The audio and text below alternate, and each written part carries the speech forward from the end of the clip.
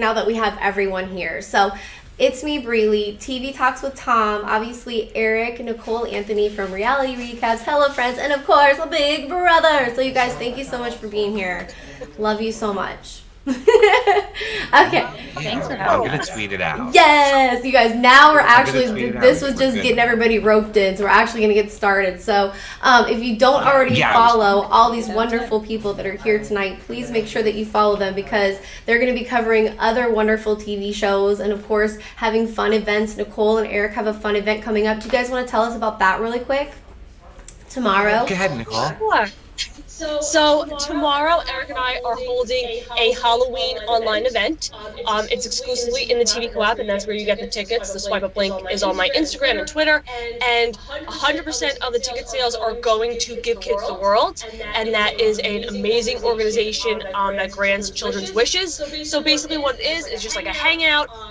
Ticket holders can guest in with us for a few minutes and chat and ask questions, and we have a bunch of fellow reality friends dropping in via video to say hello and tell stories and whatnot. So it's just a nice hangout for an awesome cause.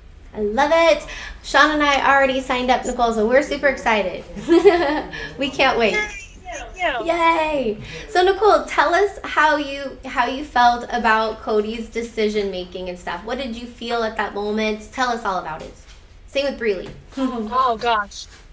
Nicole, the game watcher and the game player, I commend him. I think, bumping Nicole last was the smartest thing he could have done. I think he was going to win regardless, but I think it solidified his win. And I admire being the type of person who can separate the game from personal. Nicole, the person, I did struggle. I did feel for Nicole laugh. I was emotional for her because I understand that's a big blow to, when you're not expecting it, you really think the person's going to bring you. So I did feel for her on a personal level, but game-wise, major kudos to Cody to just taking that last win.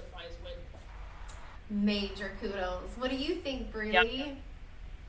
I was shocked when he cut Nicole. I was absolutely shocked. As a viewer, I was so excited because at this point in the season, I'm Team Chaos. I want unpredictability. I want something crazy to happen. So I was excited to see that in the moment. I did feel bad for Nicole. I know that she's not everyone's favorite, but getting that far and then having it almost taken from you must feel so awful. But I do have to say, I think he made the right move because he won. But I also think on a personal level, in my heart, I wanted him to take Enzo because Enzo definitely needs the money more. He has kids and Nicole's already won. So I think on a game level and on a personal level, it made sense for him to take Enzo. But yeah, I was floored. I was shocked for sure. I was shocked. Genuine reaction. Shock. Mm-hmm. Yeah. I thought Nicole. Eric I was not shocked at all. Nicole, did you? I have been saying this forever. I was not shocked at all. Exactly. Eric knew. He knew these things. Oh, I was shocked because I thought Nicole would do it. I did. I mean, she seemed to be cutthroat this season, but no. Yep. It was Cody. I actually was talking to Nicole's mom all season long. And she told me 100% she knows Nicole and she believed Nicole would keep Cody 100%, but that she knew also that if Cody won, he would cut her. But I think it goes more to, I think, an emotional player versus a strategic player. Nicole and I have this argument all the time. We were literally yelling at each other the other day when she was like, I would not take the person I knew I could be. And she was like, you would? And I was like, yes, I would. She's like, you would cut me if you knew you could win as someone else. I was like, in a second. And then you know what I do? With my $500,000 that I have, I would make our lives really great in the real world. I always say that I would do that. Right now, sitting in my bedroom, I will say I will make the cutthroat move, but if you put me in that house, I don't know if I would be able to. I want to say right now that I would, but I don't know, man. So put me in the house. Let's see. Yep.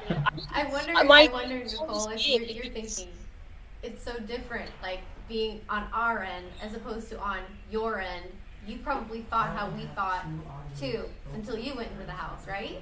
Yeah, I even now, like I sit here and I'm like, yep, Cody should have done that. It was a smart thing to do, Cody. How could you not? But if I was there, like last season, for example, if it was me, Cliff, and Holly, and let's say I knew I could win against Holly, I couldn't cut Cliff, and I wouldn't have cut Cliff, and that meant like, and I understand Nicole, the viewer, is like, oh my God, cut him if you think you're gonna lose to him. But when you're in that house and you build relationships and you work with someone and build that bond, and Cody was different because he was close to both, so that I'm giving to him. Whereas someone like Nicole, she was more close to one. I couldn't cut the one I was working with all season, and that's just me personally, and I understand that would cost me $450,000, but I can sleep at night. Yeah. I can sleep at night real good too on my pile of money.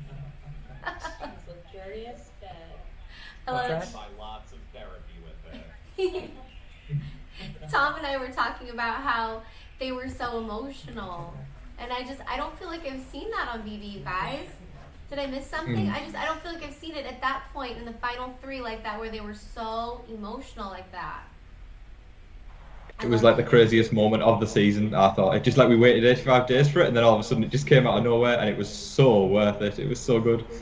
Yeah, they love it. They love it. And I know we all talked about that, like Tom and Eric and I kind of talked about it, so I just wanted to rope Breely and Nicole in and see if you were affected a little bit by their tears. It shows how much they care about the game and even each other, which made it hard for Cody. I'm sure, my gosh, I can even imagine.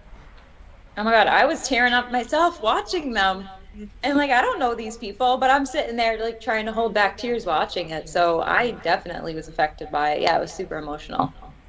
Absolutely, and I think because it's returnees, I think newbie season, yes, you have emotions for people, but you kind of don't know. Have they been telling you the truth all season about their kids? Do they have a sick uncle? Or whereas alums, you're in the community, so people have seen Enzo's kids. People know his story. People know. So when you see someone sitting there crying and you know you're taking their all-star dream away, I think that's why the 3 of them felt it. Like, it's so heavy. Yeah. I think that the scenario worked out the way Cody did it, because if you think about the weight that he had, because Nicole and Cody, this is my question. I think that their families are friends. Do you know if that's true, Nicole and Eric?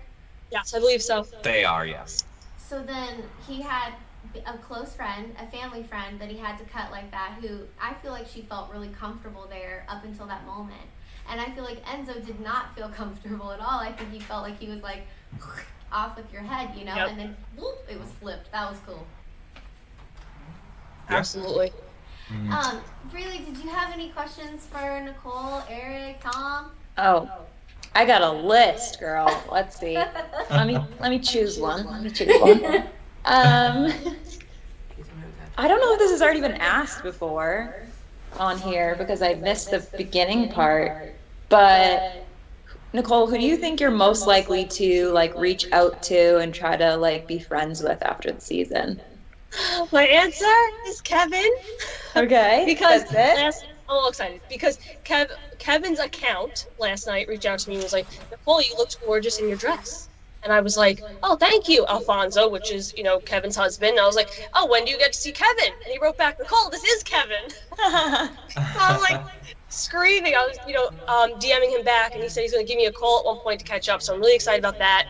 Of course, David, he's my BB21 fam, so he'll always be family. Davon, I would love to connect with. She's somebody like I absolutely adore. And really, I'll talk to anybody who wants to talk to me. There's a few that I kind of question, the way they handle themselves in the house, but I'm a very firm believer in giving second chances, especially in the real world, because it's so different. You're too good. Yes. Too nice. Yes. I second Kiss and that. Christmas. What? Like, if they reach out, I would talk to them. Like, I have no problem talking to them. I have no problem being upfront with them. Do I see them reaching out? I think they'd honestly be like, wait, who? I lived with her? You're better off without it. You are better off without it. Yes. Regardless. Oh my God. Nicole, who are you the closest with, or who do you like?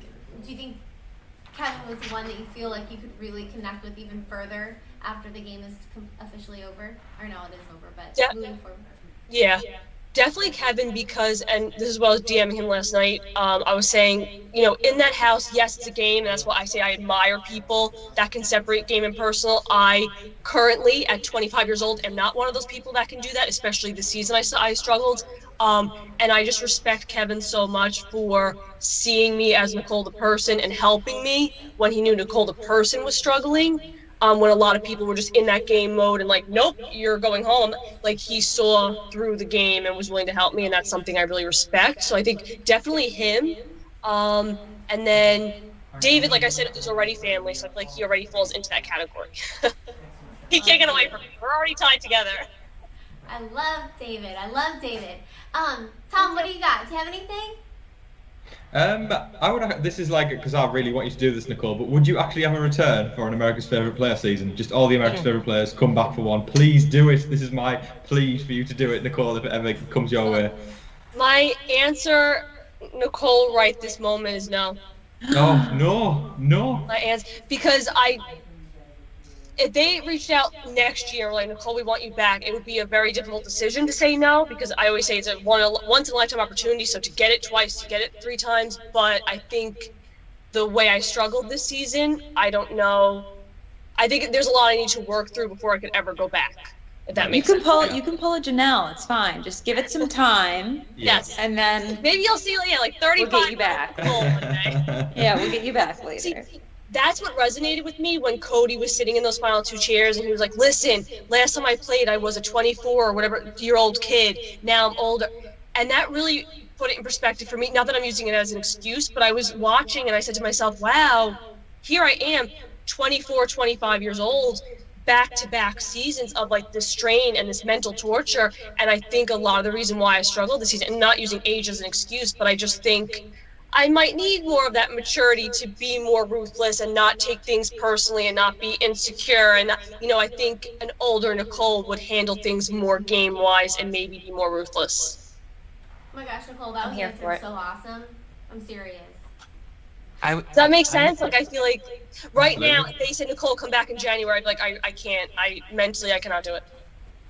I don't know that you noticed, but my head's exploding. I'm gonna need to make sure that I have a copy of this show later. This is the argument Nicole and I have every time, and she's like, don't patronize me. I'm like, Nicole, it's because you're 24, because you don't, like, when she asked me why I can be so ruthless when it comes to the game, I'm like, because it's a game, it's not the real world. I have a mortgage, I have a car payment, I have bill, like that money, like I get it so much. And I think when you get older and you see like the perspective of everything, it's great to think that everybody is good and kind and going to be your friend and have the best intentions for you. I thought that also, too, when I was in my early 20s. But also too, going into this season, I did have a lot of that rose-colored, everything is good, and I want to give back to everybody. I want to people please everybody. And, coming to a realization in that house that that's not the case, and then coming out of the house and realizing that's not the case, and not everybody was nice to me in return. I don't know. I think it kind of helped my growth as a person, where in the future I would be more like, I don't owe these people anything. I came into this house for Nicole. Not saying I don't have to be nice, that's not what I'm saying, but I don't have to lay my game down for other people. I don't have to feel bad evicting other people or campaigning against somebody, which is something I sometimes struggle with.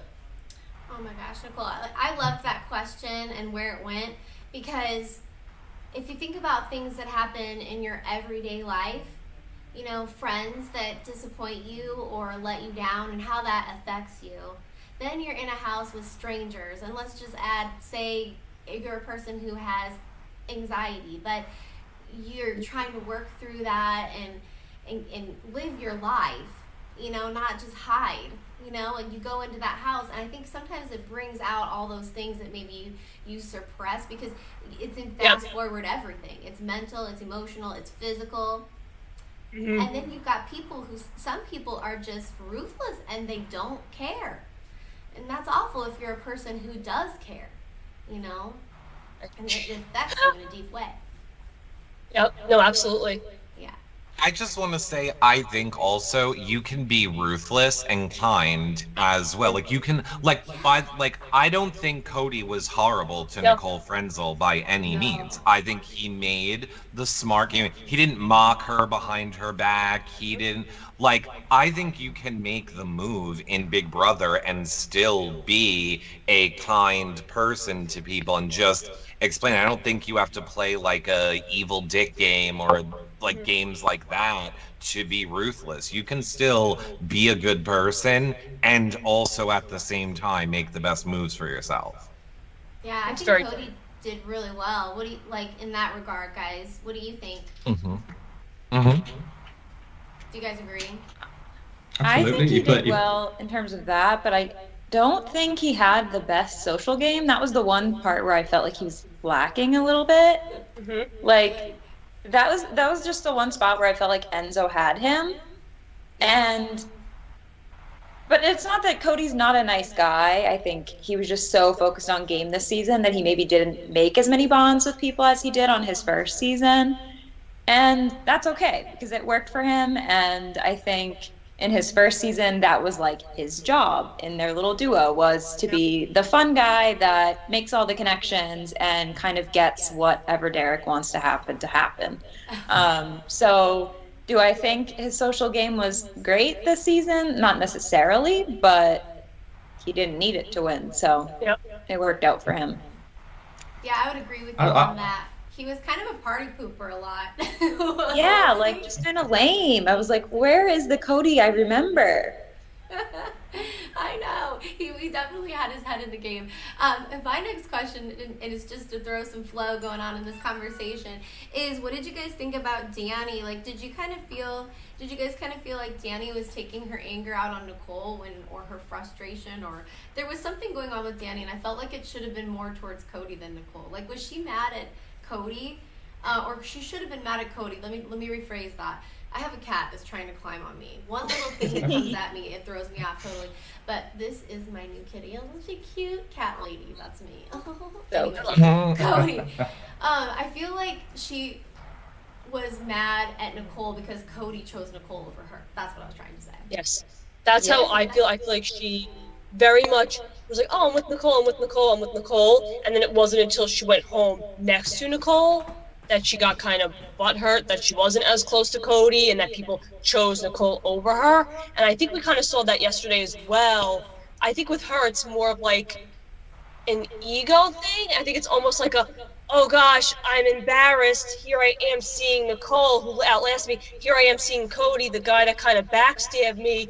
I can play this off by being angsty. So I think it's more like she felt kind of like embarrassed. So she downplays it by like, hey there, you troublemaker. And we all do it. Like we all have like our quirk. Like when I feel awkward, I laugh. So I think Danny's defense mechanism is like, you know, does that make sense? Like I feel like she like puts on a front.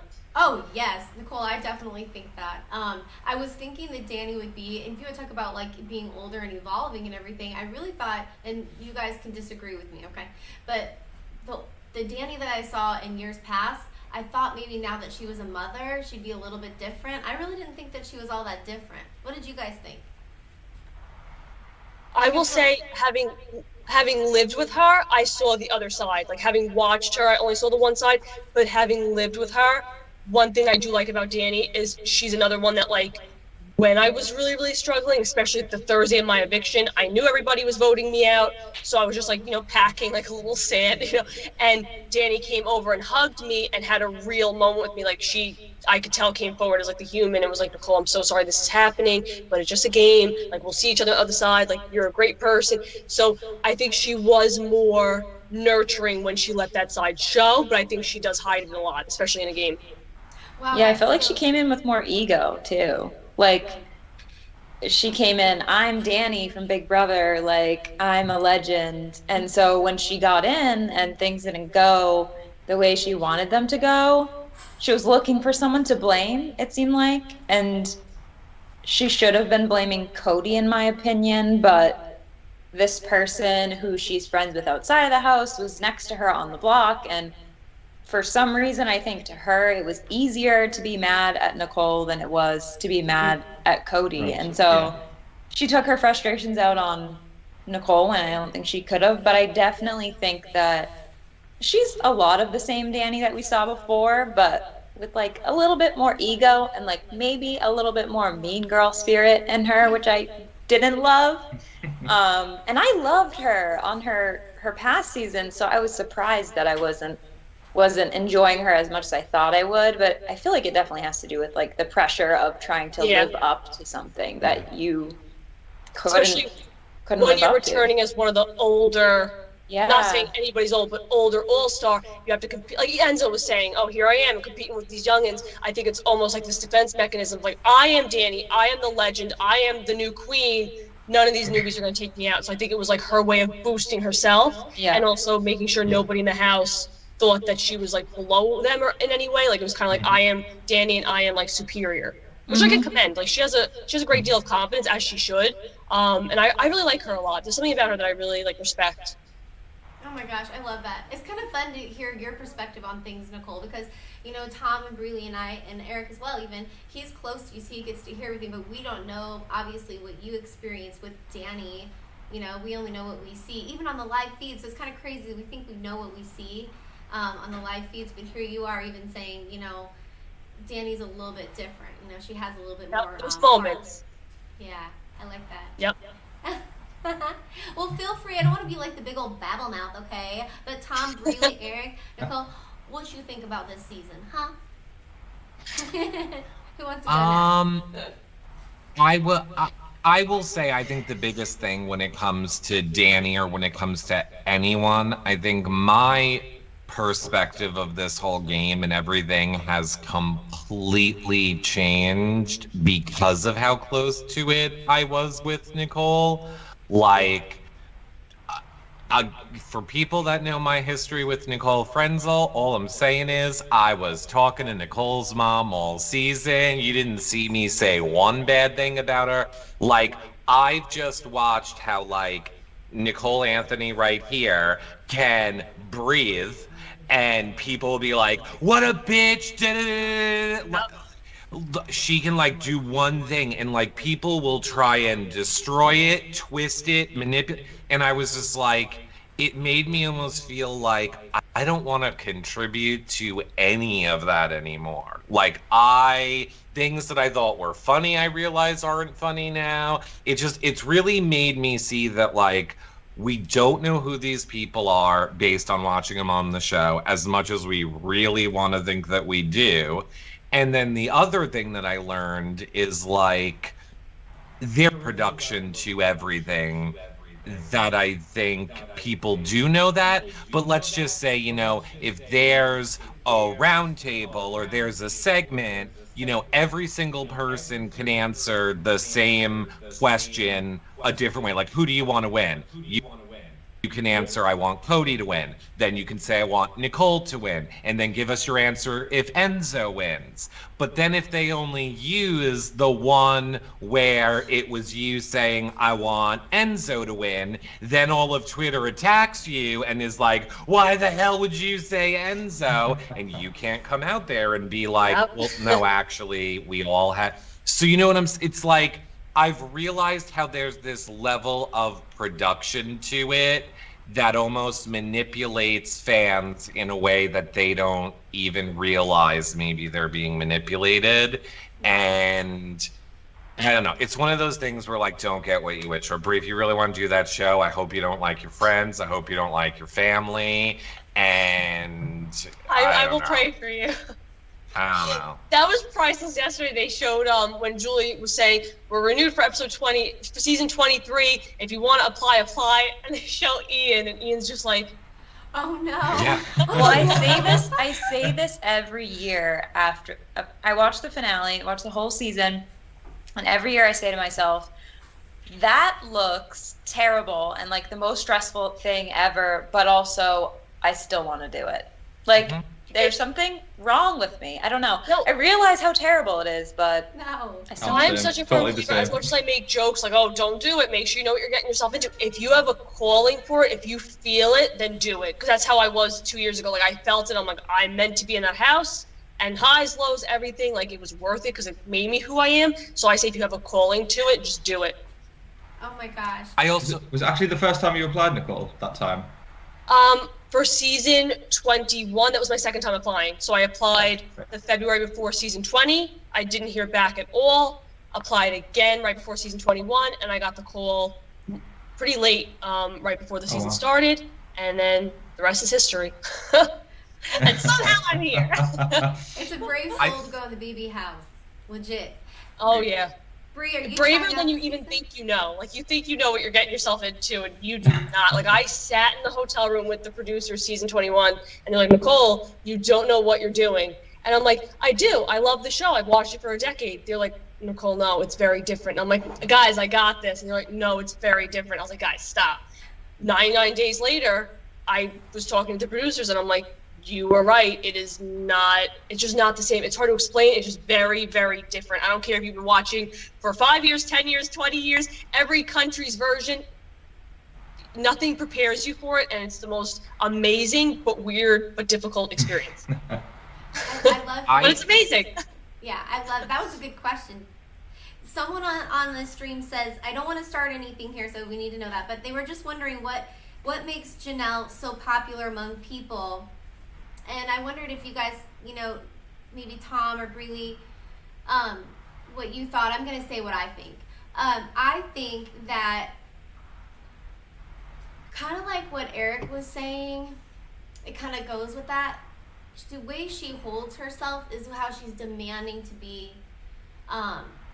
looked at, So some people let their guard down and they just are who they are, and that's it, yo. That's it. Like Enzo. You know what I'm saying? Flaws and everything. Like his speech was just a little bit all over the place. That was so good. People were laughing a little bit, and I think it's just because it's like, that's Enzo. I don't think they were laughing at him. That's a whole nother story that we can all talk about. Like, he's endearing. Whereas I feel like maybe Janelle is like, whoa. And so then she puts up this persona, and some people that don't think for themselves and don't look beyond what's right in front of their eyes, they see what she wants them to see. That's my opinion. Don't be mad. I also think it has a lot to do with the fact that she's very unfiltered. Like, she will say whatever she feels in the moment, and sometimes it's not great, but it makes for good TV. People like that. Like, people like it when people have something polarizing to say. So I think people enjoy that. People enjoy her sometimes saying things that they feel, or just causing some chaos. So I think people like her for that reason. What do you think, Tom? I think it's the case where if you're an outspoken person, it doesn't matter. You're going to be popular. No matter what, if you're outspoken, you're going to get so many people hating you, and you're going to get so many people loving you as well. But Janelle's a case in point where a lot more people love her than hate her, and she's done it for 15 years now, and it still never gets old for so many people. And myself, I'm a huge Janelle fan, but I think sometimes she may just cross a tiny line, I think sometimes, but I think most of the time she speaks the truth, and I respect her for that. I really do. Yeah, her gameplay, I will tell you this, and that's another reason. That's why people really, really, I think, love her as well, is because of her gameplay, because she is really good at the game. Nicole Frontal is good at the game too. Some of these people love them, hate them, but sometimes they're good, sometimes they're bad. I think Janelle did pretty well. This season was odd. It was very odd for me to see Janelle and Kaser leave so quickly. It was a little bizarre. Yeah. I definitely would have liked to have seen them play longer. How about you guys?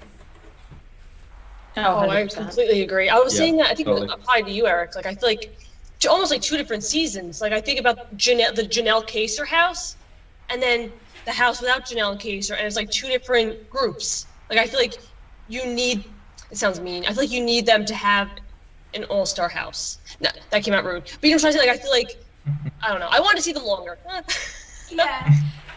Erin says, she thinks we all want to be the mean girl for a day. So when someone does it on demand, that's exciting to fans. And that's a good that's a good way of looking at it. I'd have to agree with that. What do you think, Erin? I'll hold Nicole to the fire. I feel like I can do it. Just tell me the one Jimmy asked. But Nicole, people are going to say it's your fault that Janelle and Kaser didn't get to stay in the game. So it's very hypocritical of you, Nicole, to sit here now and be like, "Ooh, I wanted them." I'm not done talking, Nicole, with my question. 2 people after I left. What did you say? I'm sorry.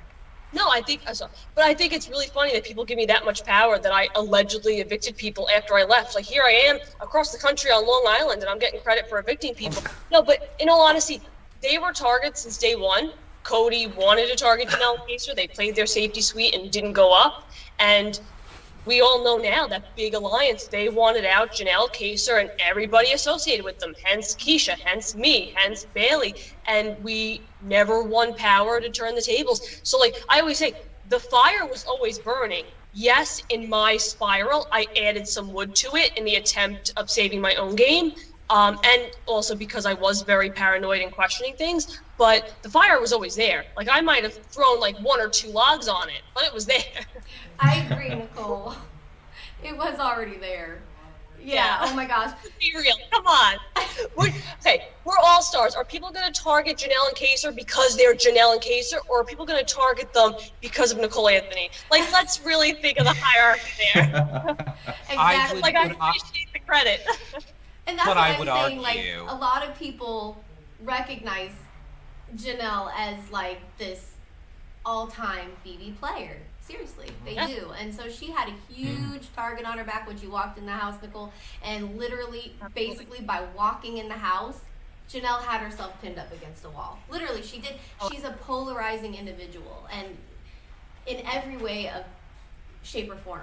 You know what I mean? Mm-hmm. That's why if I had just won that HOH instead of Memphis, because I was so close, that whole beginning of the game, the trajectory would have changed. I wasn't targeting any of them. So it's just very interesting. It's like, darn it, if just one of us won power. Even if I had stayed that week after questioning them and arguing with them, if I had stayed, I wasn't putting them up. You know, so it's just weird how, if only, you know? Right. Hindsight is always 20/20, right, Nicole? Gosh, so much. But I didn't know you were so powerful, Nicole. Jeez. I just love that they're all admitting it now because, you know, this goes back to your question about should you do it, should you not? I think everybody, if you really want to play Big Brother, should play Big Brother. You just have to be prepared for everyone will have an opinion about everything you do. People will make up lies about you as truth, and there's nothing you can do about it. Like, you have to be okay with the fact that people are just going to say what they want. Even to the fact where I've been doing this for 10 years, and I never had it as bad as I had it this year. Where I used to tell people, Nicole was never coming on Twitter. When she got off her season, I was like, Nicole, that is ridiculous. Twitter is a great place. I've been here for 10 years. We're a big Twitter family, community. You're going to see love. This season, I was like, Twitter, what are you doing? So to the point of when it comes to like things like that in the game with Nicole, I was literally scared to say my opinion. I did not want a million people coming at me and being, well, no matter what I said, I was protecting Nicole.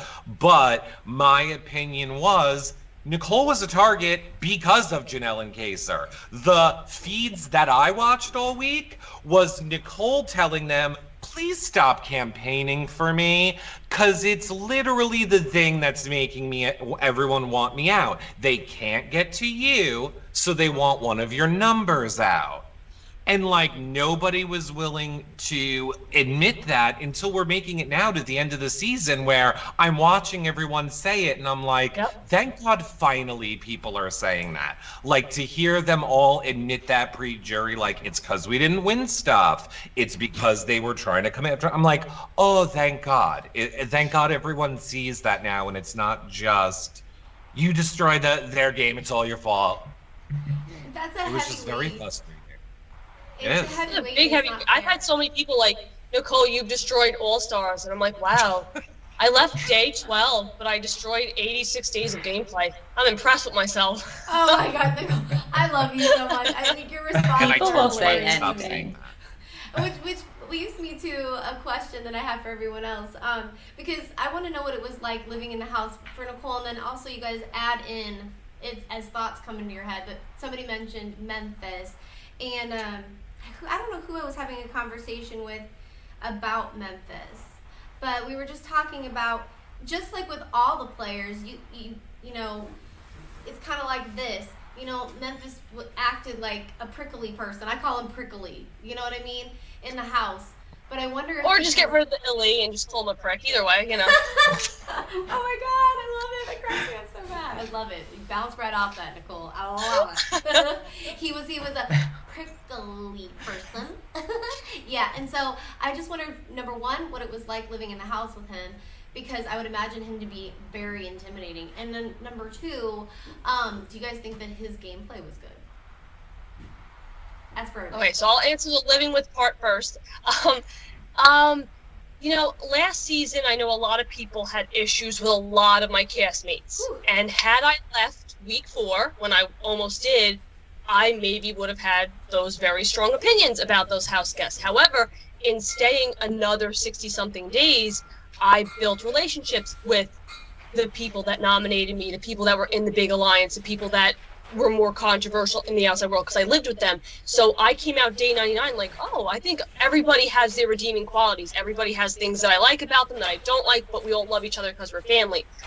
This season, I will say, my time with Memphis was very strange. You know, he was a cold person to me. I didn't see him, you know, treat everybody the same, but he was very dismissive of me, looked past me. I could tell there wasn't a great deal of respect for me, but that's based on me only being there 2 weeks. And again, me thinking of last season, maybe had I stayed all the way to finale night, maybe me and Memphis would end up being best friends. I don't know. I don't know how the rest of that game would go, but what I do know is the 2 weeks I was there, the man was not on the Nicole A train. He never wanted to joke with me. He didn't really want to talk to me. My campaign. I don't think he has a sense of humor. So yeah, he just didn't. He would talk to other people, but he just didn't get me. And I would try different approaches. I would try laughing with him. I would try telling him stories. I would try really straightforward. I'm not going to use my safety suite. I got your back. I tried every approach in my wheelhouse, and he just wasn't having it. And I know I also saw him treat certain people like David with a great level of disrespect that I didn't particularly care for either. So again, we're in the real world now, and it's no longer a game, so I'd like to see people hopefully being different. But the Memphis I saw for those 2 weeks, nothing to write home about. Dude, I'm telling you, I give you so much credit for going in there and even trying, because the minute someone like him acts that way towards me, I literally shut down. See, and that's what I'm saying, in the BB house, like, I would be like, I want to talk to him. He makes me uncomfortable. But you have to. You have to. You have to. I would be like, normally in the real world, I'll write him off. Bye. Seriously. You sure you want to do that, Bree? You want to go into the BB I house? still want to do it. I still want to do it. But I don't think I'd be able to do it without, like, I don't know, causing some drama. I'd probably be, like, angry, screaming at Memphis. I wanted him gone from week 1. The second he walked in that house and I saw, like, just how, like you said, like, cold and dismissive he was to so many people, and he's, like, targeting Ian for no reason because Memphis' big ego can't handle the fact that Ian beat Dan and Memphis didn't. Like, I was just so annoyed with him from week 1, week 2. I was like, this guy has got to go. It was my only wish in the triple eviction that he was going to go home. And he wins HOH. I was so pissed. When he left, I was like over the moon. I was so excited. You can ask anybody who has talked Big Brother with me up until now. He was my least favorite person by far this season. And that's saying a lot because Christmas was also there. So I was trying so hard not to talk. Did you see Nicole's Insta story about it that day, Brie? No, I missed that. If we were going to to do it as a dramatic reading, I believe it would go like this.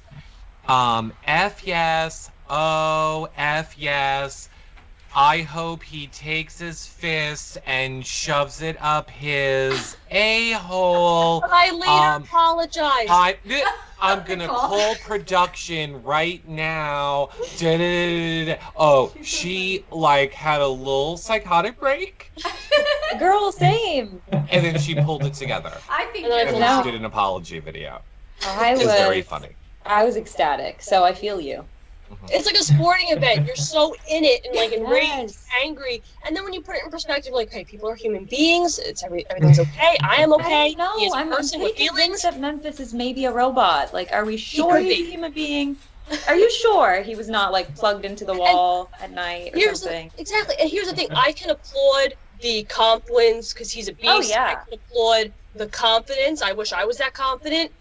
I don't applaud the arrogance, the talking down to people. That's where you lose me. If you're a confident guy, Cody's a confident guy, but he never disrespected me. So Right. there's a different level there, and that was something I got hate on Twitter for when Memphis won HOH, and I said, listen, I commend the guy for winning another HOH, but ugh.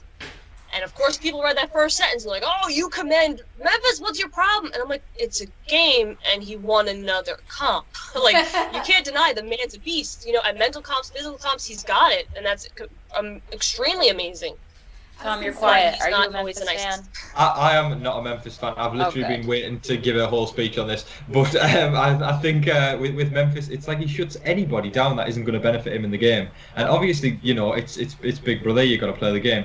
But there is personal connections, like, you know, you've got to make them, especially to make it further. And that's where his downfall came, because he didn't make those one-to-one connections with people that aren't going to benefit him in the game. It's sort of like, I'll hate to make the robot anecdote, but it's sort of like he went into sort of like standby mode, and every single time he sort of talked to anybody that wasn't going to benefit him, Yep. he didn't care. And I don't think that's the right way to play Big Brother. But like Nicole says, I commend him for winning all those comps, and we've got to do that, because I think no matter if you like somebody or not on a personal level, if you win those comps, you're playing well, and you've got to say well done for that.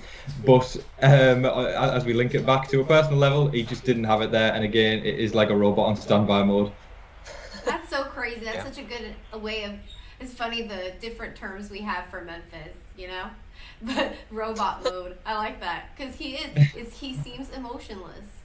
I think basically really says the same thing too, right across the board there, you know. So someone said they want to know what Tom, myself, and Breely feel, and obviously you guys, Nicole and Eric, you can jump in too. What we think about the double standards with players. My dog is pissed about it. Okay. He's got something to say. Dog doesn't like it. Well, who wants to go first? Anyone? Is that a hard question? In what context of double standards? That's like kinda what I some was people thinking. getting recognition and other people not getting recognition for the same things? Yeah, film. Because there's a lot of double standards, I think. I think so too. Like, that's a broad question. So elaborate. I wonder if they're talking about Franzel. I need more information. Well, She gave examples. there were examples? Oh gosh. Okay, so I have to look at the examples after it's passed already. Farts. Okay. Well, you might have to redo that one. Okay. I'm gonna do this one.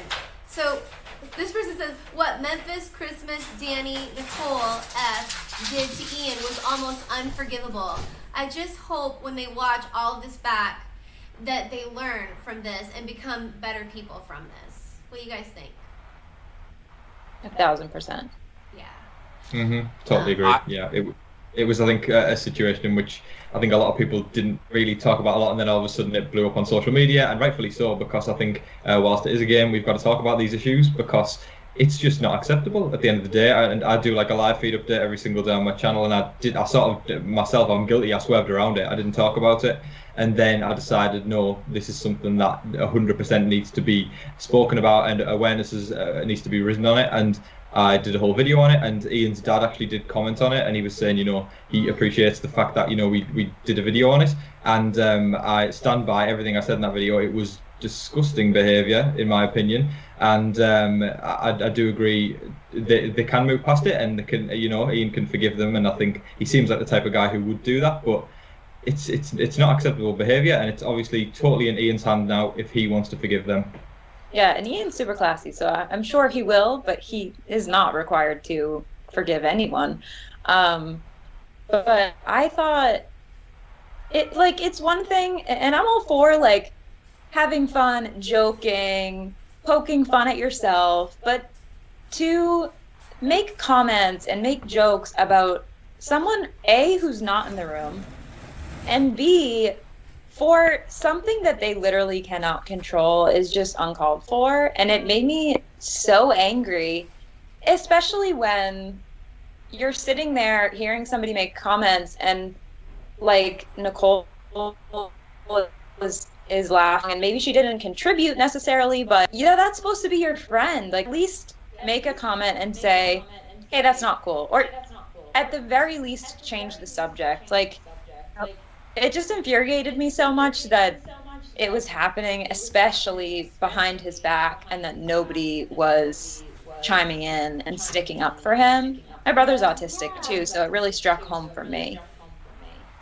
I feel it probably struck home for a lot of people, and that's even harder as a family when you're watching. If your brother was watching, to hear that and see someone treat Ian that way, knowing that they have the same struggles, and it, like you said, it's not something that they can control. I commend you guys for speaking up about it on your vlogs like that, your live streams, because it's hard. Like even Nicole and Eric, people, you say one thing and you have innocent feelings behind it, no harm, and then people just take it the whole different way, and then it just all blows up, and it's kind of like, it's intimidating. And that's why I view it as like a tier system of accountability. I feel like the person doing the mocking is the worst, so Memphis. The person belly laughing that it's the funniest thing they ever heard, Nicole's right there. And then I kind of have, Christmas Danny or Cody or ends up like they're like under more, because not that it's okay, but I think a lot of times when people are uncomfortable in a situation and don't know what to do, they smile or they laugh, because in their brain it's like, oh my god, what is happening right now? And it stinks, but it is a game, so you're not going to tell off your alliance. Nobody in that room is going to say, Memphis, shut up, you're an ass, I don't want to hear this, because then you're next on the target list.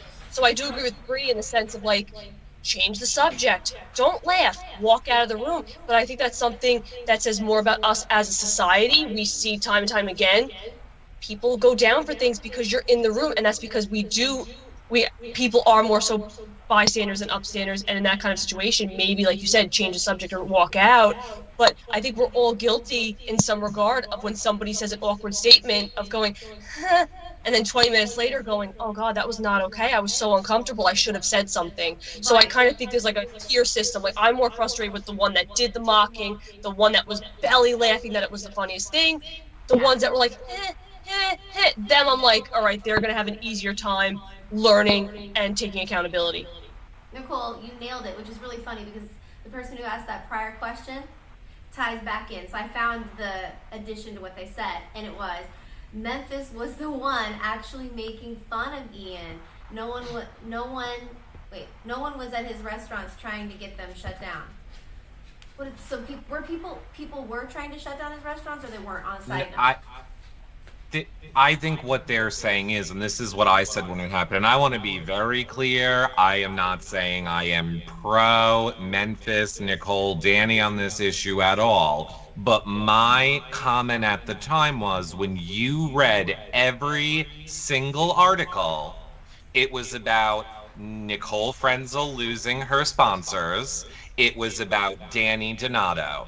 It was like Memphis, who actually did it, had none of the blame. And it enrages me that women in Big Brother do not get the respect that they deserve. It enrages me that women get the blame for the things in Big Brother and the men's. Like, that is always my biggest platform. Like, I don't care who it is, I will always root for a woman over a guy, and every single time, because their games are harder, they are not respected in the same way, and they get blamed for things. And I'm like, I'm not defending Nicole Frenzel, but it's ridiculous that every article is calling for the removal of her and her sponsors, and Memphis just gets to be out there like when he's the one doing it. Right. It's also important to give them the opportunity to respond to it too. Like, like you've been saying, we don't really know the context. Yes, we're watching live feeds. We don't really know the context of every single conversation. We don't know what's going on inside their head. So like, do I think these people are monsters? Absolutely not. And do I think they should like lose their livelihoods over this? No, but we should wait till the season's over, see how and if they decide to respond to it, Exactly. and then make judgment calls. So, and to your point, like the women always, always, always get the brunt of it, which is insane. And I think the majority of people aren't gonna have their minds change. I completely agree with you. I always say that. I was like, I hope that we can all also let them have the opportunity to learn and grow. I also feel like the people that attack them like crazy, you're not gonna change those people's minds. This is true. But there's part of me that also thinks of it like, let's say I was playing with Nicole and I knew there was something like horrifically that would mock her so bad. If people were in a room making fun of her about it, and I knew that was the Power Alliance, I would probably be like, ha ha ha, and laugh along, knowing my friendship with Nicole is strong enough that I can go say to her, look, I was in the room and this, like, now, granted, we also didn't see that happen. So I'm kind of making up an excuse for her. It's almost like I'm giving her an excuse when she didn't do it. But I'm just saying, in an alternate world, in another scenario, that might be an option. I would just like to reiterate again, I am not making excuses for any of those three people. I hope they come out and get educated on how horrific it is to make fun of people with any sort of a disability. And I hope they use their platform. Yeah, Like, exactly. You don't have to be on the autism spectrum to be quirky. I wouldn't want anybody in a room being like, Nicole's freaking weird. She's a quirky girl. Like, what's her problem? I wouldn't like that either. Like, you shouldn't pick on anybody in another room because they're different from you. So, like, Yeah. The most difficult part for me was I got a DM from a parent of one of my old students who was like, Nicole, can you help like make sense of this for me? I wasn't in the house at the time, obviously, but she was like, you lived with these house guests, like help me, like explain to me why they're acting this way.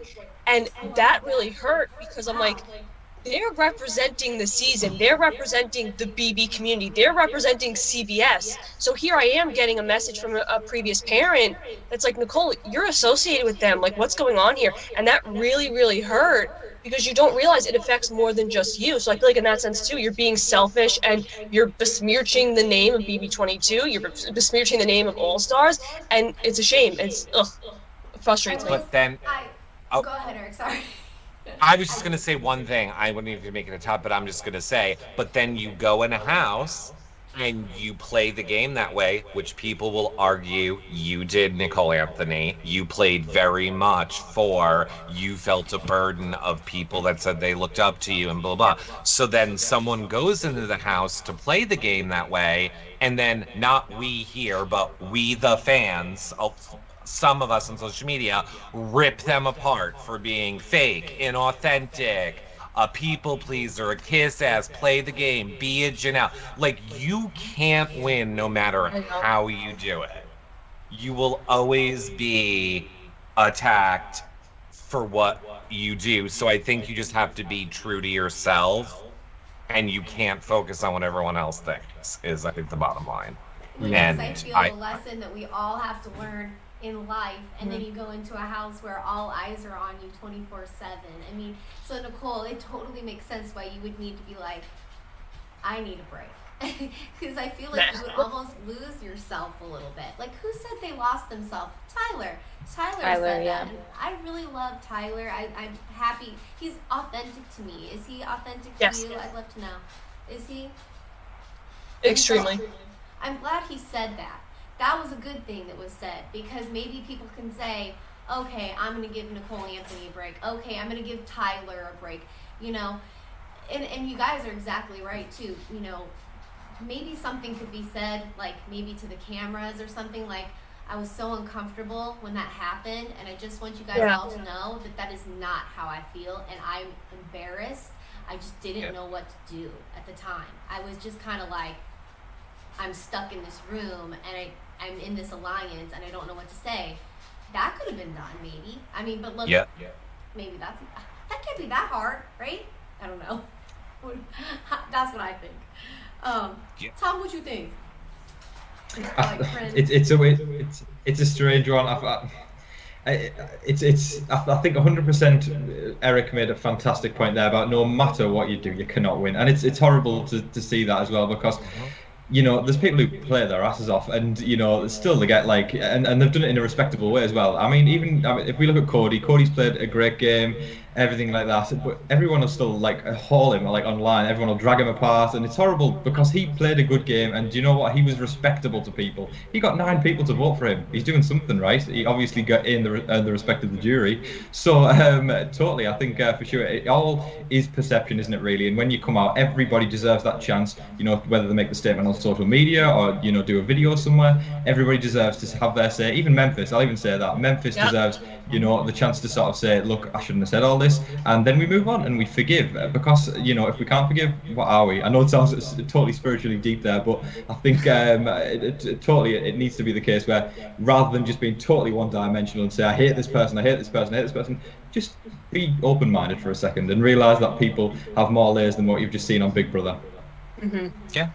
That was and I would say you don't even need to forgive if you feel you can't, because personally, just don't add to the hate. Don't say anything. Just try your best to at understand, all.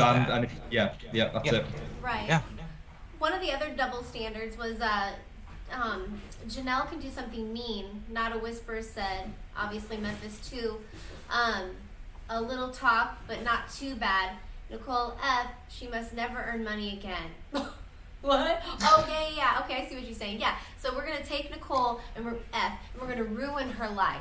When she walks out of the house, everything that she thought she had is now ripped from her. I get it. Yeah, that is crazy. And I know we're gonna touch on that, but I also think it's an old school, new school thing. Older players, they were on when social media wasn't a big thing. We watched them on TV, and it was, you are the OG queen, you're a savage. You're the OG king, you're a savage. I respect you. Whereas nowadays, with 24/7 feeds and Twitter and Instagram and TikTok and all this social media, people are ripped apart. Because I would almost argue, Christy is very Janelle-esque, and I feel like you put them side by side. Janelle is queen, she could do no wrong, whereas Christy is somebody who gets a lot of hate. But if they were flipped, I think Christy would be revered as a queen, and Janelle in modern day, if she was a newbie, would be ripped apart. So I think a lot of it has to do with that old school, new school social media divide. I also think that when people look at Nicole Franzel, and they see this little cute blonde with her sweet little persona and everything, and she is a very nice person, and then she's evicting friends of hers from the house and talking behind their backs, because that's what Big Brother is. But they have this sweet, nice girl persona in front of it, so they feel more upset by it for some reason. Versus when someone like Janelle does it, they know Janelle is savage, cutthroat, whatever, but when they have the little sweet, nice persona of Nicole, and Nicole does something they don't like, it's, oh, Nicole's a bitch. So that's a very valid point. So it's expectation. If you expect somebody to be savage and a bitch, then it's okay. If you're not expecting it, then it's not okay. I feel like the people feel betrayed somehow by Nicole. Correct. That's what we're gonna say, Eric. I was just going to say that the bottom line for me, regardless of Big Brother, it's across the board in life. You don't screw with people's families. You don't screw with people's livelihoods. You don't screw with people's jobs. I don't have time to hate anybody, but even if I did, when I was younger, and I would be oh, I really don't, I would never be let's get that person fired, or write a letter to their boss, or if you've never been in a position where you've lost a job, or you've lost something, or you've lost a family member, I understand how then you don't understand how it affects you. But I guess this is the moral part for me. And maybe I wouldn't be able to be as cutthroat as I think in Big Brother, because I guess my point is you just don't do that. If you're like, I have no respect for anyone on Twitter who's like, ha ha, Nicole Frenzel has no money now. Ha ha, your wedding sucked. Like, ha ha, you can't pay. Like, wishing pain on somebody as a joke to me is never funny. And maybe that's just because of the things I've gone through in my life. And if you have a blessed life and you have not experienced those things, you should count your blessings, because that's all I have to say. No, I agree. I agree 100,000%. I feel like with Nicole Frenzel, if people, and this is for everyone in the BB house, that they've tried to do this too, because I know they tried to do it with Christy, right? They were doing something with her business. Anyway, smart people who have social intelligence are going to look at those people on Twitter and say, now you just made yourself look like a horrible human being. But it still sucks because Nicole A or Nicole F or Christy, for example, these people still have to deal with everything that was created because of people being absolutely disgusting individuals, and that's sad. Right? And please tell me where they find the time for this, because like I don't have time in my day to be taking down someone's business. I agree. Exactly. But here's the thing too. I don't, because I can see people watching this back and go, so we're the bad ones, not them that said the autistic stuff. I'm not saying, I don't think any of us are saying that at all.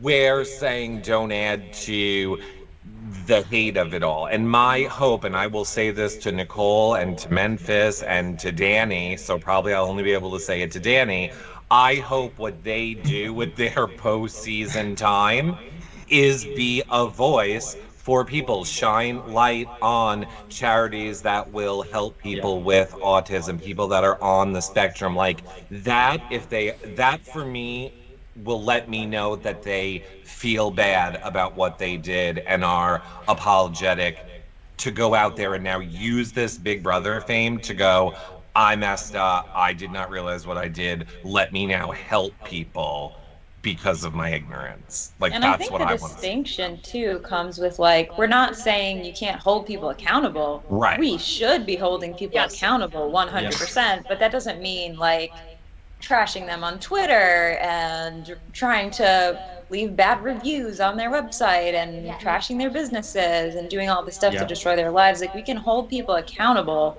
all day long, but that doesn't mean we need to try to ruin their life over it, you know? Exactly. I think what speaks volumes as well is the fact that, you know, when a season's happening as well, how, you know, you can have several 100 people, well, obviously a lot more than that, like sort of, you know, honing in on someone and really picking them apart. And then, you know, you go to like the next year and then it's only like a fraction of that people who still continue to go at it. So I think it shows it's really in the heat of the moment as well. All these people who bully people online as well. I think, you know, they've got nothing better to do and they go for it. And then, you know, it's really like the worst ones who continue to do it a year on later. But I think it really sums up the fact it really is in the heat of the moment when people do it, and they're truly not thinking about it when they just decide to go, let's just bully this person because I've got nothing better to do with my life. Just get lost. I'm sorry, I can't even like sugarcoat that one. It just get lost, honestly. I agree. I actually have to say, and I feel horrible because A, I apologize if I talk too much, and B, this was so much fun and I want to do it again. But Nicole and I have a meeting for the fundraiser that we're apparently 10 minutes late to, and I'm getting texts that we're in a lot of trouble. All right, you guys, we'll talk about the fundraiser. You guys, thank you so much for being here. We love you guys so much. Thanks for your time. Have us back. Thank you so much. Have us back. We'll come back. We love you, Eric. It was a pleasure meeting you, Bree, and you, Tom. Bye. Yes, you as I well. love seeing all three of you guys. Bye. We love you guys. Bye. Bye. Oh, that was so much fun. You guys That can was stay. so fun. Do you guys have at least 5 more minutes and we'll finish up? Yeah. Yeah, definitely. You guys have been so great. Hopefully I didn't. Eric was saying about talking, and I always feel like I have to fill in any blank ever all the time. So hopefully I didn't I do the talk same too thing. much. It's my first time doing this with everyone all together, like that many people. Oh no, you're crushing it. You are. You're killing it. You are doing really good. You guys are being so sweet. Like, I'm really really excited. You know, Breely, we've collaborated together and do fun things with each other before. And Tom, obviously, this is our first time. Thanks for being patient while we work. Same with everybody that's watching. Exactly. It's been a lot of fun so far. It really has. Oh, yay. I hope that you'll come in and join in with us again. Breely, of course, I'm always going to rope you in, but Tom, if you're game, I'd love to rope you in too. Yeah. I love it. I've had so much fun chatting tonight. I think it's as well, it's so nice to put things into perspective as well, because I know we've talked about some like sort of serious issues here, and it's just good, isn't it, to sort of be able to bounce everyone's opinions off one another and really get different perspectives on it, because I think a lot of the time, as you know, when as content creators, we just hear our own opinion when we talk about it. So it's just nice to really talk to one another about it, and especially with Nicole as well, you know, someone who's actually been in the house. It's just fantastic to get her perspective from it as well. So I think it's been great. It really has. I would have to agree with you so much, Nicole. And for everybody that's watching, bringing us in on this, because it's been so awesome. Yes. Oops, sorry. No, really, no, thank you. Like I have a lot of mad respect for both of you. I feel like you two are really genuine, and your broadcasts are always really good and entertaining and interesting. And I'm just grateful because I feel like I'm a little bit of the new kid on the block with Sean, and so I think it's really sweet that you guys are kind of like how Nicole is too. Like, I just reach out to you guys like, sure, and I love that about you guys. You're game for anything. I'm always down. 100%. People in the chat are asking if we can do this again, so we'll definitely have to do it again. 100%. Let's do it. Yes, if you guys want to type, Tom was saying different shows that he covers. Breely, do you, because I know we used to do on TV Co, are you going to be covering any shows on your YouTube? So on my YouTube channel, I mostly just stick with like my little vlogs that I do. I do my book reviews every month, so I won't be covering any shows on there. I do have my podcast where I cover Big Brother stuff, and I'm hoping, I know I mentioned it to you guys earlier today, but I'm hoping that in the off season, I'm going to be able to interview some Big Brother alums, maybe some of you guys, some BB influencers. So I'm crossing my fingers. I'll get that figured out, but I'll definitely have to contact you guys, and we'll work something out to get you guys on the podcast. But other than that, no other shows. I'm so glad.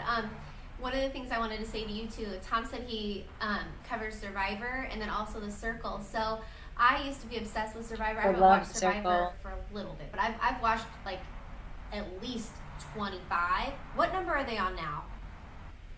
Do you guys know? It was 40, just gone. All Winner Series, 40. 40? Yeah. Yeah, 40. Yeah, it's crazy, isn't it? I'm so mad because I know they had their own All-Star season. I'm calling it All-Star, but I think it was something different. Anyways, I would love to meet up with you guys. We'll have to talk more, but for those that are watching, if you guys are interested, I'll commit to watching Survivor and The Circle. I don't know how you guys feel because I don't know what your time schedule is. Tom said he was already going to do it. Maybe we could figure out something where we could meet up and talk about it. The Circle, I'm so in for it because I love The Circle. So count me in on that one. It's like a modern day sort of like Big Brother. Well, I guess it's not like Big Brother, but done on phones. It's so cool. Yeah, it's cool. I like it a lot. If you guys don't know what it is, I haven't watched it, but I know it's on Netflix, and everybody loves it, especially all the Big Brother people. So if the Big Brother people like The Circle, then I'm pretty sure you guys will too if you haven't watched it. But fun fact, one of the guys who was on the most recent season of US Big Brother, his girlfriend, the one he was using for his photo, actually went to my high school. Are you serious? So it's kind of cool. Yeah, I think my roommate graduated with her. Oh, what was his name? Rebecca. Rebecca. I forget his actual name, but he was going as Rebecca on the US The Circle. So that's right, because it's a social media type of game, right? Yeah. So he was catfishing as this girl Rebecca and using his girlfriend's photos, and the girl's photos who he was using went to my high school. So kind of cool. That is awesome. That makes it fun for you. Yeah, I didn't even know it either when I watched. And then, like, after I watched it, I think one of my friends had found it out. And I was like, no way. So it's pretty cool. That is really cool. Okay, so I'll tell you guys something funny. It's not hilarious, but it's like a hee-hee, okay? So I used to be in community theater, like, before, when I was in my 20s, like a million years ago. Unlike you guys are still, like, little muffins. Anywho, so in my community theater days, there was this girl I used to act with. I hadn't seen her since. So I go to see the Spider-Man movie, the one with Tobey Maguire, and this girl pops on and the news is like recording her, and she goes, "He has a nice butt." And it was this girl that I used to be in community theater with. I'm like, how did she get that? It was just this one little funny comment that she said about Spider-Man, but I was like, I have been in. Oh my God, that's so funny. Especially when you're not expecting it too, to see a familiar face, and you're like, "Hey, I know you." That was a shocker. Yes, I'm like, oh, good for her. You know, I'm watching you on the big screen. But I wanted to, before we end this, guys, and Tom, I also want you to tell us more about what you're doing, so everybody knows, and we'll do that. And really, I want you to reiterate everything before we leave as well, just so everybody can follow you guys as well, and we can all stay connected. Because I love to build a community, and I know you guys do too, and I'd love for us all to stay connected with each other. Okay, so what I like to do is I like to do Would You Rathers. It's my thing. And Ooh, I like this. You do? You want to play? Here's the first one, okay? And you guys can play online too. All right, so would you rather brush your teeth with clean toilet water from your own toilet, or drop your phone in a porta potty? That's a great one. Okay, I think about this. I'd have to go with the teeth. I brush my teeth. That's a no-brainer. If I have to, if I know that the water is clean ahead of time, then I'm fine with that. Yeah, you will not catch me reaching in to get my phone out of a porta potty. No, ma'am. More of a messy situation in the porta potty, so it's a no from me for the porta potty. 100% the teeth brushing. I won't even go in the porta potty unless I've had one too many alcoholic beverages. Okay, and that's even still a bad idea because I could trip and fall. Like, what kind of idiot does that? This kid right here. Anyway, but yeah, I go with you guys. Same thing. Clean toilet water. Hopefully my toilet's clean, eh? Kidding. Oh, hold on. Someone said, they said this is his girlfriend to what you said earlier, and it was his girlfriend, right, Breely? Yeah, I think so. Okay, gotcha. Okay, so next one. Okay, this is gonna be good. Okay, all right. Would you rather get a face tattoo of something you choose, or a tattoo in a discrete area, but someone else chooses it randomly? I think I'd have to go for the discreet one. I know it could end up disastrous, whatever it could be put on, but I agree. I couldn't have a tattoo on my face. No way.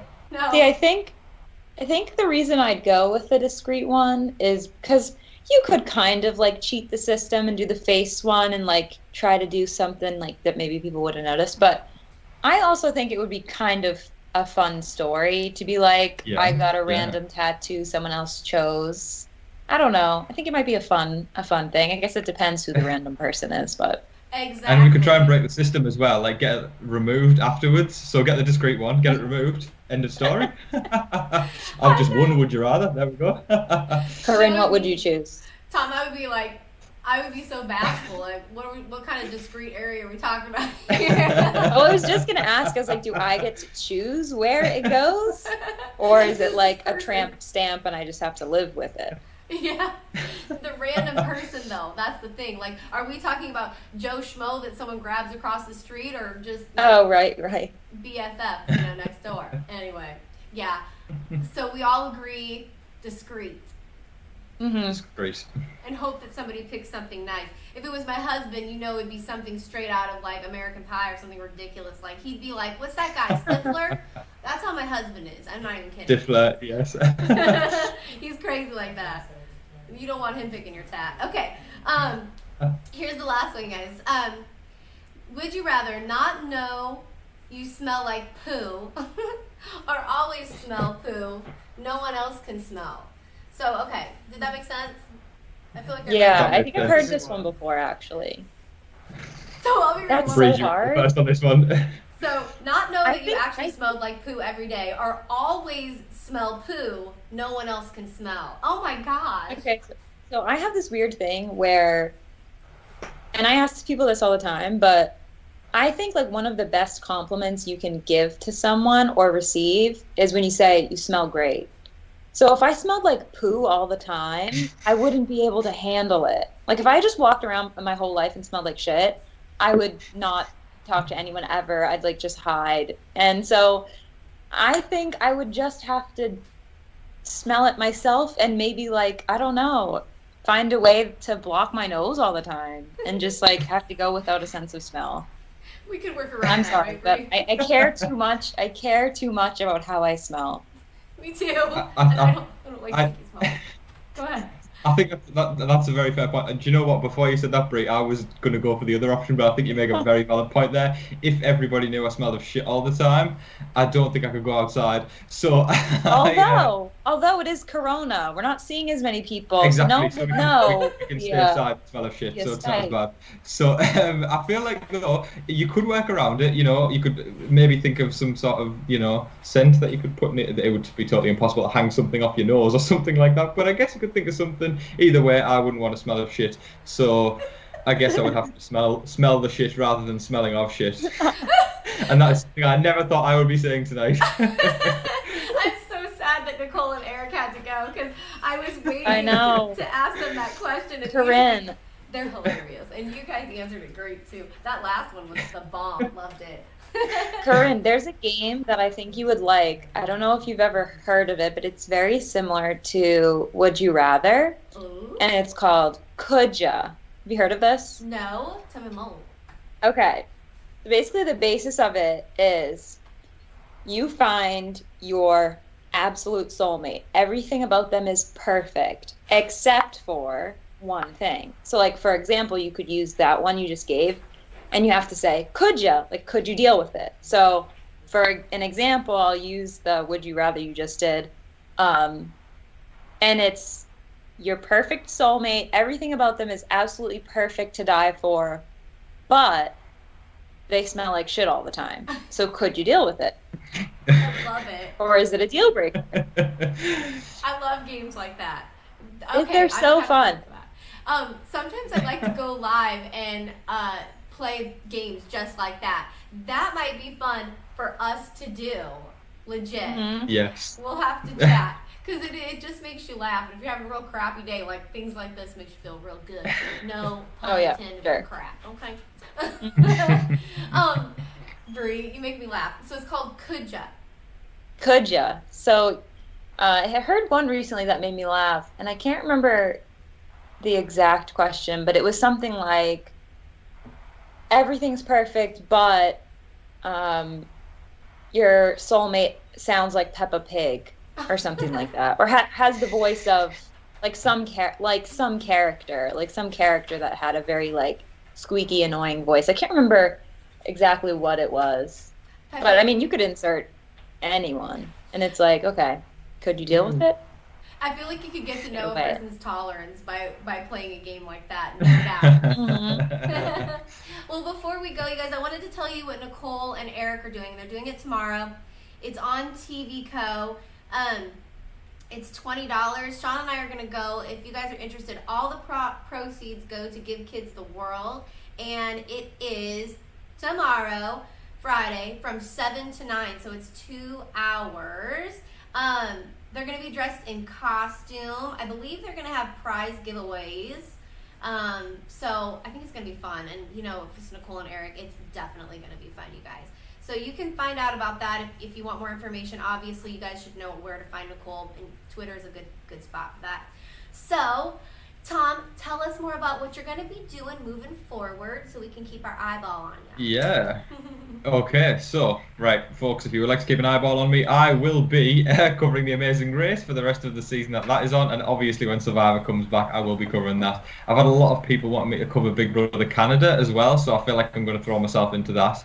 As well as The Circle. Like I mentioned, I have only seen The Circle UK, so I'm interested to see a bit of Circle US. So yeah, I mean, that's pretty much the plan. I've sort of thrown a few non-reality shows in there as well. Like I think I'll be doing a bit of The Walking Dead. But yeah, that's pretty much the lowdown of it. But yes, let's go Walking Dead. We're all Walking Dead. What am I saying? That's what we need to talk about. Walking Dead. True. Yes. I love it. You guys make sure you go find TV Talks with Tom if you haven't already. I'm pretty sure most people are already following, but if you're not, well, get over there and make sure you subscribe. All right, really, tell us again what you're doing. So you can find me everywhere at Itsmebrilee, Facebook, Twitter, Instagram, YouTube, all the places. On YouTube, I do vlogs every once in a while. Every month I do a book review video. So if you're a book nerd like me, I'm always reading, so you can check those out.